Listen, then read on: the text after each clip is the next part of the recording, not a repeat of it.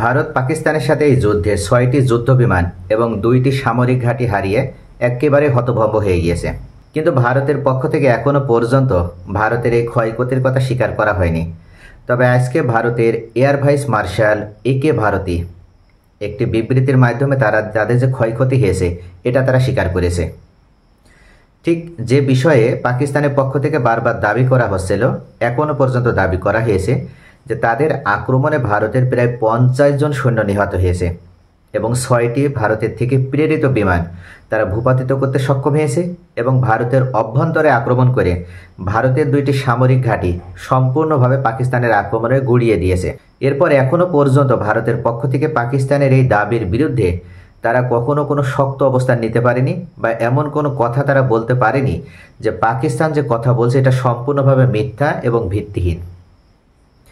আজকে ভারতের মিডিয়াগুলো তারা একের পর এক শুধু উল্লেখ করছে যে তারা পাকিস্তানের এই ক্ষতি করেছে ওই ক্ষতি করেছে, কিন্তু তাদের যে ক্ষতি হয়েছে এটা তারা উল্লেখ করছে না এবং পাকিস্তানের এই দাবিকে তারা সম্পূর্ণ মিথ্যা বলছে।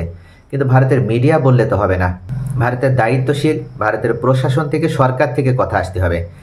আজকে ভারতের এয়ার ভাইস মার্শাল একে ভারতী উল্লেখ করেছেন যে যুদ্ধ লাগলে ক্ষয়ক্ষতি হবেই। যেহেতু ভারত এবং পাকিস্তানের ভিতরে যুদ্ধ হয়েছে তাই এক্ষেত্রে অবশ্যই ভারতের ক্ষয়ক্ষতি হয়েছে, কিন্তু তাদের কি পরিমাণ ক্ষতি হয়েছে পাকিস্তান যে দাবি করছে এই দাবির বিরুদ্ধে তারা কখনো কোনো কথা বলল না এবং আজকেও একে ভারতী উল্লেখ করল না যে পাকিস্তান যে দাবিটা করছে এটা সম্পূর্ণ মিথ্যা। একে ভারতী বিষয়টি স্বীকার করেছেন যে পাকিস্তান যে দাবি করছে তাদের দাবি সম্পূর্ণ ভিত্তিহীন নয়, অর্থাৎ যুদ্ধ হলে তো ক্ষতি হবেই। একটা কৌশলে উত্তর দিয়েছে, আর এই কৌশলে উত্তর দেওয়ার মাধ্যমেও ভারত বোঝাতে চেয়েছে যে তাদের ক্ষতি হয়েছে। তাহলে পাকিস্তানের দাবিটা সত্য, যেহেতু যুদ্ধ হলে ক্ষতি হবে বললে এই কথাটা বলা হচ্ছে, তাহলে এটার মানে হচ্ছে যে ভারত ক্ষতিগ্রস্ত হয়েছে এবং ভারত ক্ষতিগ্রস্ত হওয়ার পরেই তারা সম্পূর্ণভাবে পাকিস্তানের আক্রমণে ভীত হয়ে যায় এবং আতঙ্কগ্রস্ত হয়ে পড়ে এবং যার কারণে তারা শেষ পর্যন্ত বাধ্য হয় যুদ্ধবিরতি ঘোষণা দিতে। ভারত কল্পনাও করতে পারেনি যে পাকিস্তান এভাবে পাল্টা আক্রমণ করবে এবং পাকিস্তানের এই পাল্টা আক্রমণে ভারতের এত বড় ক্ষতি হবে।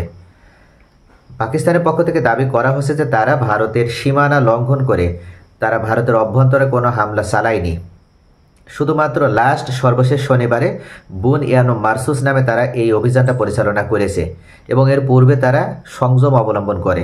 তবে বারবার উস্কানি দেওয়ার কারণে এবং ভারত একের পর এক পাকিস্তানের সীমানায় যে আক্রমণ করার কারণে পাকিস্তান বাধ্য হয়ে ভারতে আক্রমণ করে।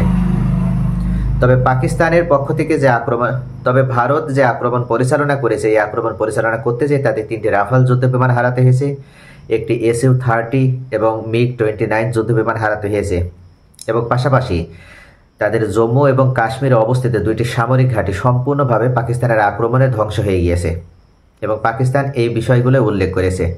তবে ভারত বিষয়টা সম্পূর্ণভাবে নাকচ না করলেও তারা ইঙ্গিতে বা পরোক্ষভাবে স্বীকার করে নিয়েছে যে তাদের এই ঘাঁটিগুলোর ধ্বংস হয়েছে এবং তাদের যুদ্ধ বিমানও ধ্বংস হয়েছে।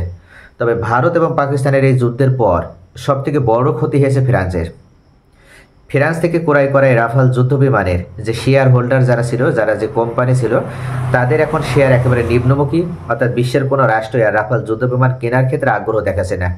তবে এই মুহূর্তে চীনা প্রযুক্তিতে তৈরি যে F-17 থান্ডার এটার শেয়ার ঊর্ধ্বমুখী। বিশ্বের বিভিন্ন রাষ্ট্র ইতিমধ্যে চীনের সাথে যোগাযোগ করেছে এবং তারা F-17 থান্ডার বিমান ক্রয়ের জন্য চীনের কাছে অনুরোধ করেছে। তো সব মিলিয়ে এই যুদ্ধে দেখা যাচ্ছে যে ফ্রান্সের ক্ষতি হয়েছে এবং চীনের প্রচুর লাভ হয়েছে। তবে ভারত পাকিস্তান যুদ্ধ ছাপিয়ে এখন এই মুহূর্তে সবথেকে বড় বিষয় হয়ে দাঁড়িয়েছে যে ভারতের যে ক্ষতি হলো ভারতের এই ক্ষতিটা তারা আসলে কতদিনে কাটিয়ে উঠতে সক্ষম হবে। থ্যাঙ্কস ফর ওয়াচিং, ভালো থাকবেন।